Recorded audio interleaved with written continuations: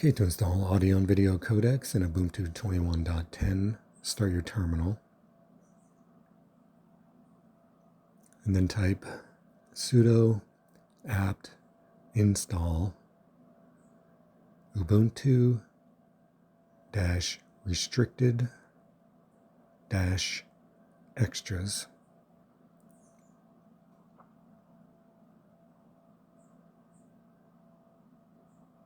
Type Y and then enter.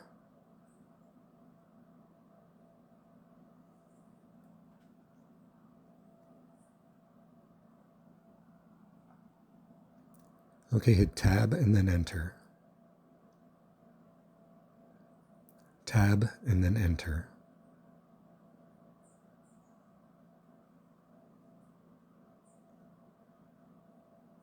That's all there is to it. Thanks for watching.